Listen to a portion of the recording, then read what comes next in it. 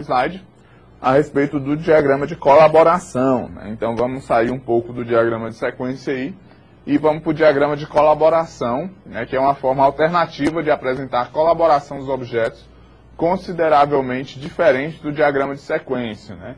E que ele se torna-se basicamente um diagrama de comunicação, né? Então a gente viu que o diagrama de sequência e o diagrama de colaboração formam aí o nosso diagrama de interação que a gente tem dentro da UML. E aí a gente vai ver que o diagrama de colaboração ele torna, né, esse processo de comunicação aí que o diagrama de sequência mostrou, ele pega e mostra de uma forma diferente, de uma forma mais estrutural, não é isso, Alex? É isso aí, pessoal. Então, lidar com o diagrama de colaboração, ele nada mais vai ser do que um aliado para o processo do diagrama de sequência. A gente vai ver uma diferença, algo que é natural entre os dois. A gente viu que o diagrama de sequência ele destaca a sucessão de interações, uma sequência de interações e como elas vão ocorrer através de chamadas de métodos.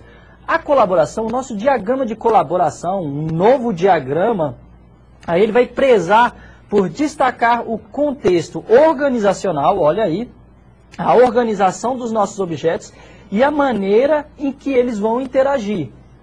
A ideia é, um está baseado no tempo, outro está baseado na organização de como vai haver essa comunicação entre os nossos objetos. Uma palavra que poderia definir isso é definir o processo de diagrama de colaboração como algo que vai apresentar a parte lógica e funcional do nosso sistema, tá ok? Mais sobre o diagrama de colaboração, Fred? Vamos sim, vamos ver no nosso slide que a gente tem mais alguma ideia. Então ele pode ser transformado em um diagrama de sequência sem que sejam pedidas informações. Então essa é a grande diferença lá.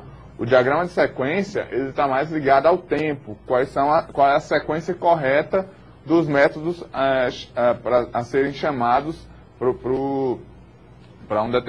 levantar um determinado requisito do sistema. E o diagrama de colaboração não, ele está mais preocupado de como que é feita essa comunicação aí. Então vamos ver no nosso slide aí a notação, né, para o nosso diagrama de colaboração. Então a gente tem duas classes novamente, a X e a Y, com atendente e cliente, e apenas a chamada de método cadastrar cliente, né? Então a gente não tem mais todo o nosso aparato de tempo aqui, da linha de vida,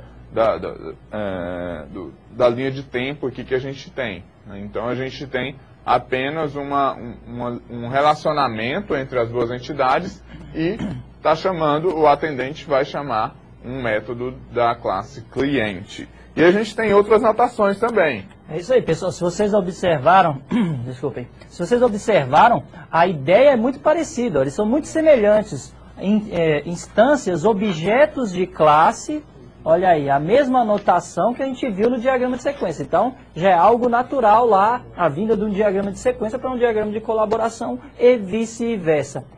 Outra notação aí que vocês estão vendo, ali, voltando, é que nós podemos ter a mudança de estado, a representação de mudanças de estado que não ocorre lá no diagrama de sequência, que é representado por essa linha tracejada, vocês têm isso aí também na apostila, onde, por exemplo, de um objeto administrador, nós podemos transformá-lo em um objeto do tipo funcionário. Onde é que a gente pode ver isso, pessoal? A gente pode ver isso no processo de herança.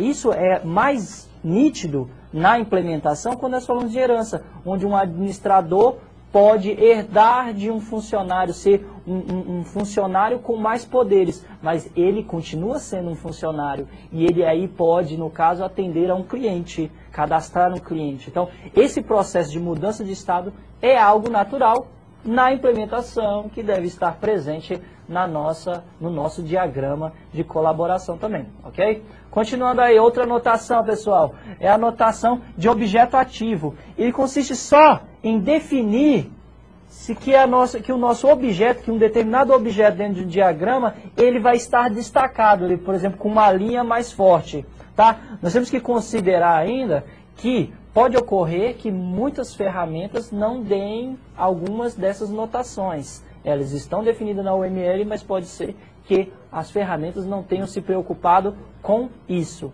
lidando sempre com aspectos mais centrais descritos no processo de software.